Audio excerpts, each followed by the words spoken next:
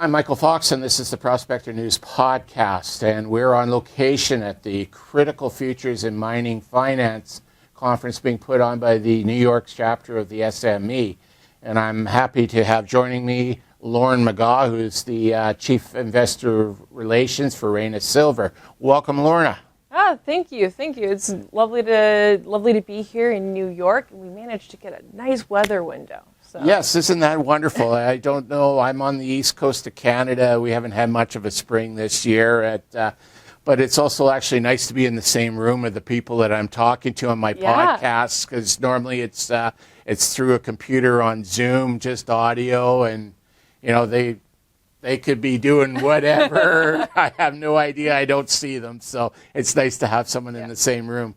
For my listeners that aren't familiar with Reyna Silver, let's give them the 10,000-foot view and tell me about the company. So Reyna Silver is focused on high-grade, district scale, so big projects. The idea being that you want to go after something that is high enough grade that it can make money when silver's at whatever your personal worst nightmare is, but is big enough that you can also catch those market cycles when it goes to whatever your particular dreams are made of. Right? And so that's sort of the filter that we use in selecting our projects. And in particular, we've selected projects that we take what's called an ore systems approach. So the idea is you go into a historic district, like our Guigui project into the Santa Eulalia district, produced 500 million ounces of silver. But what we know from studying carbonate replacement deposits like it and others worldwide, that just represents half the spectrum. So where's the other big portion? And so it's by taking this approach, the team that's behind Reyna Silver, technical team, including my father, Dr. Peter Megaw, as well as the geologists who are running the programs in Mexico, they've made big discoveries using this style of exploration, including Juanicipio for Mag Silver and Cinco de Mayo, right? So that's the style of approach that we take. And those are the type of deposits that we're looking for, because that's how you make the big discoveries that make a dent in the market and really move things forward. Wonderful. So just like lightning strikes multiple times, we're looking for opportunity for lightning striking again in districts where they found the first ore body but not the second one. Is that correct? Yeah, I mean, another way to think about it, so for instance, with carbonate replacement deposits, so both our Medicine Springs project and our Guigui project are both what we refer to as CRDs. And CRDs are really popular because they're high grade, big scale, continuous systems. And you'll hear people talk about, you've got an intrusive that's driving the system, you've got acidic mineralized fluid coming off of it. It reacts with your, along routes, through structures and fractures in the rock, and the fluid goes in and it interacts with your magic host rock, your carbonates, hence the carbonate replacement deposit. Sort of. Did you ever do those paper mache volcanoes? With the vinegar and the baking soda? Yeah, mine always blew up, and not in a good way. Oh, well. So that's the reaction that's happening underground, right? So when that happens, you got some porosity, you get the goodies, the silver, the lead, the zinc, they all precipitate out. And that's all sort of the geo-jargon, right? Another way to think about this, if I were to use the English language instead of geologist, because I should have had a foreign language credit for geology, is if you think about that intrusive that's driving the system as being like a bus terminal, like a public transportation system. Now, don't hold it against me that we're currently in New York and the public transportation system might have a little problem here. But if you think about it, the source of the system as being like a bus terminal, and you've got routes going out, and the bus drops elements off in particular neighborhoods, right? So when you're in that downtown area proximal to the source, that's like what we refer to as the scarn. So that's sort of the proximal area. You're going to have higher copper, gold, lead, zinc. Your silver grade might be a little bit lower than the later portion of the system, but it's voluminous, right? As you make your way out along these bus routes, you get to the suburbs. And in the suburbs, your silver grade goes way up. You get lead and zinc. It's a little bit tighter. The average grade in carbonate replacement deposits is like 250 grams per ton of silver. And Our Guigui project, for instance, in the Eulalia district, historically was 310 grams per ton silver for over 500 million ounces, right? That's what came out of the suburbs, just the suburbs. That downtown area, that bus terminal, have yet to be found in the Eulalia district. So you go, that is a huge suburb. Where did it come from? Right? Where's that downtown area? That's what we're looking for in Guigui. Because all the data suggests that it comes from our area. And then on top of that, how many big cities have you been in? There's only like 1 or 2 bus routes, right? Not too many, and people don't get around very well. That's sort of what we're looking at, and that's an example of the style of exploration that we're doing. Okay. Now, you had some pretty good drill programs in 2022, and early in here this year, the results of those programs came out. What can you tell me about the results, and did they meet the expectations of what you're looking for? Well, so in the last couple of years, we've actually had some fantastic surprises, as well as some really good results on, for instance, our Medicine Springs project in Nevada, which is also a carbonate replacement deposit. Before the first drill hole, we saw 11 of the 13 key features that we associate with the big, high-grade carbonate replacement deposits. So we went, okay, everything says there's a monster lurking at depth, but we have a very critical question that we need to ask as part of reconnaissance drilling. Is there enough of the magic host rock, the carbonate, for this deposit to get big? Because we were seeing surface expressions, sort of the most distal portion, where we're getting results of 400 to 1,200 grams per ton silver. So did that mineralized fluid come in contact with the right rock? So our first hole was almost 800 meters long, and we spent almost the entirety of that 800 meters in carbonates. So check, room to grow.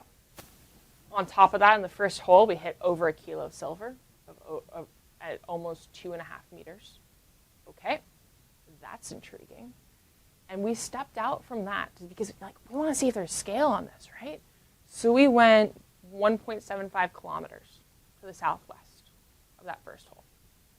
And we hit 7.4 meters of 186 grams per ton silver. So what we're doing now is we're doing airborne geophysics to try to color in a little bit in between, see if we can get an idea of how these things are related. And we'll be drilling there this summer. Our other project that we had some really interesting results on 22 was our Batopilas project. So that is Mexico's highest grade silver district, historically. Considering that 25% of silver in human history came from Mexico, that's saying something. Mm-hmm. The main ore mineral for Batopilas was native silver. There's 300 million ounces of silver with a grade of 1,500 grams per ton. Companies would kill for that kind of grade. So we went into this district where the Spanish were looking for gold. They found ridiculously high silver, and they went, okay, I guess we can settle for that. We went in and said, okay, how much bigger is this system? We followed structures up into the northeast. We found some more high-grade silver, over 3 meters of over 750 grams per ton silver. Went, okay, that's exciting. But then we also found gold. That had never been seen before. And then we kept stepping out to the northeast, and then we started finding real gold. At hole 34, we hit 36.1 grams per ton gold.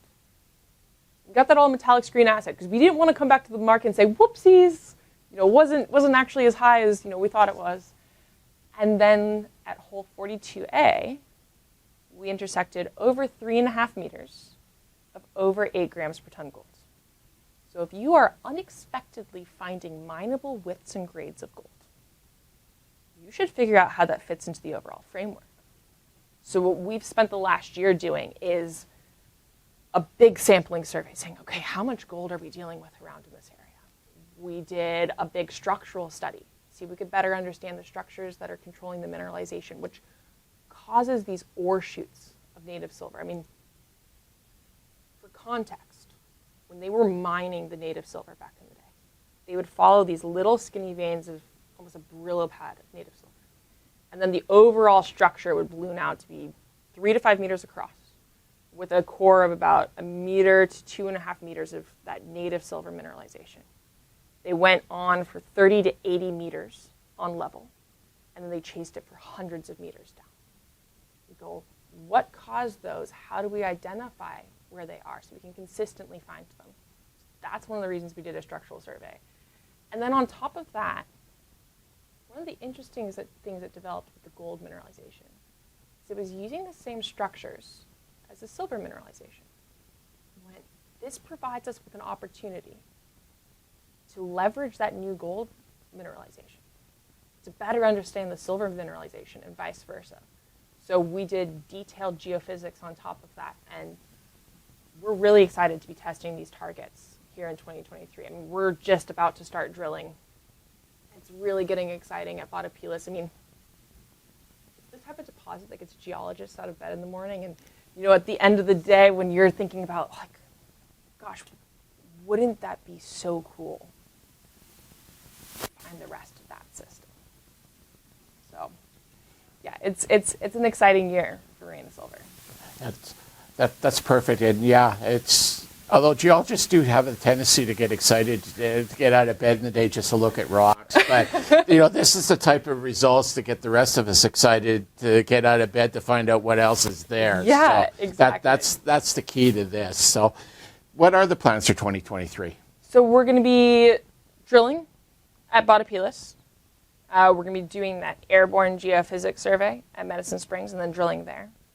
And then our goal is to also drill at that Guigui project as well. So about to be a really busy year for Reyna Silver. And as you know, junior companies, we make our value with discovery. And we've got 3 big projects with high potential.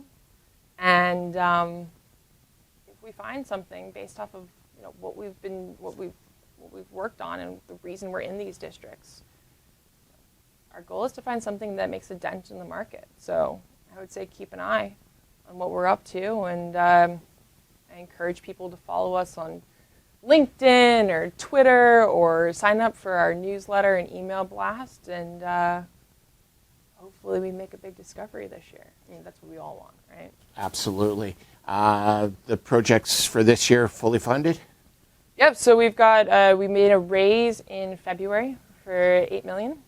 Granted, we're keeping an eye on where the market is in terms of drilling. That's why we're staggering out when we're starting drilling on the projects, because we want to make sure that we've got runway and keeping an idea on what's going on with the market. As we all know, that's a little squirrely. So, using our experience to make sure that we can make the most value. Wonderful. It's always good to have an eye on the shareholders' money too. So yeah, it's important. Wonderful. Thank you very much for joining me, and I look forward to following the Reyna Silver story as it pans out through 2023. Well, thank you very much for having me, and hope you have a good rest of your time here in New York. Yeah, looking forward to it. Thank you.